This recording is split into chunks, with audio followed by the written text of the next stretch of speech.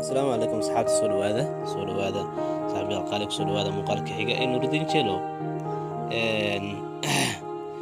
maanta waa bishii Ramadaan dhammaan muslimiintu waxaan leeyahay Ramadaan Kariim Ramadaan Mubaarak maanta waxaan rabaa inaan idin soo gudbiyo muuqaalkan yarka ama klibkan yarka oo ka hadlaya WhatsApp-ka sida ognahay aaladda WhatsApp-ka waan wada isticmaalnaa dhammaanteen taas dood kama taagna laakiin qaybo ka mid ah WhatsApp-ka ayaan dadka qaar isku baraarugsaneen wax ku jira sidaas ogeed klibkan yarka aan diradda ku saaraynaa maanta 5 qodob oo WhatsApp-kaada aad wax badan ku qarsan kartid.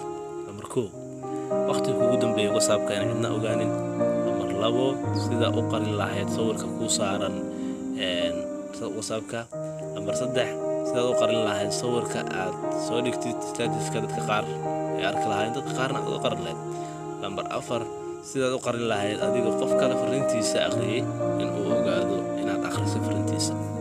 Number 5 waxay noqonaysaa qofka waxaad qarin kartaa qoraalka qofka WhatsApp-ka soo dhigtana waad qarin kartaa. Macnaheedu waxa waaye inaad qoraalka WhatsApp-ka soo dhigtid inaad qarin kartaa. Okay, balan guda gal. Haddii asxaabay aad rabtiin inaad waqtiga kugu dambeeyay qadka aad qarisid waxaad tagaysaa meesha dhaxaysa ku dhufo setting-ka dooro account ku soo dhufo profiles qaybtan profiles waxa waa qaybta WhatsApp-ka aad wax walba kaga qarsan karto.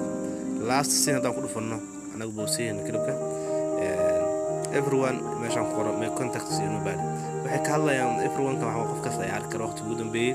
My contacts waxa waaye dadka ugu jira nambarada ay arki karaan nobody cidna ma arki karto nobody daas cidna ma arki karto adna ma arki kartid waxa ay waqtiga ugu dambeeyay.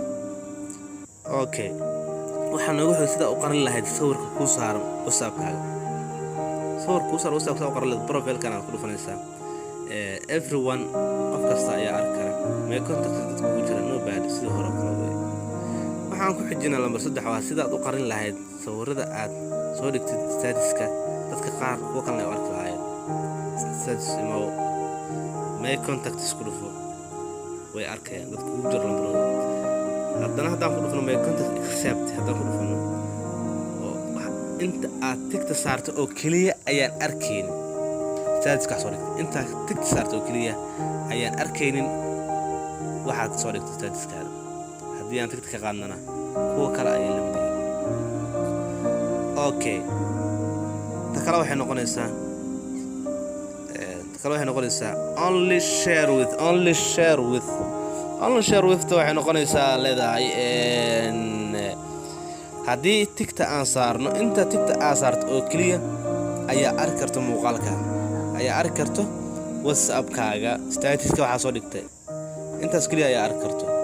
Okay, tan haddaan soo gudbo waxaad tagaynaa about meesha ku qoranta about waxay ka hadlaysaa qoraalka qofka oo status oo saaran karo in aad halkan ka qari karto sidii kuwii hore kala camal waa everyone waxaad ka qarsan kartaa qoraalka qofka WhatsApp-ka uu saaran karo sidii kuwii hore camal oo kale waa. Okay, meeshaan ay ku qoran tahay read substitution waxa waaye hadda waa ii furnadaa xire waxa waaye waa iga diidaysaa waxa waa halkaan awal way furneed haddii aad saartay tigta waxay la macno tahay aad xirtid hadda anigu waa ii xiran tahay WhatsApp-ka qofka markuu kula sheekaysanaayo oo kuu soo diro fariin oo aad fiirisid fariintaas laba stick oo buluuga fuulaysaa sax buluugaas deefaal fuusho qofku wuxuu ogaanayaa inaad aragtay adigoo raba qofka fariintiisa inaad fiirisid asna oosan ogaanin inaad fiiriday ayaa meeshaan aad xiraysaa haddana waa iga xiran tahay ayaad xiraysaa. asxaabi intaas ayaan noogu eg tahay barnaamijkeena maanta. assalaamu calaykum waraxmatullaahi wabarakaatuh. waa Jello oo idin leh asxaabay subscribe dhaha barnaamijka like na saara insha Allah.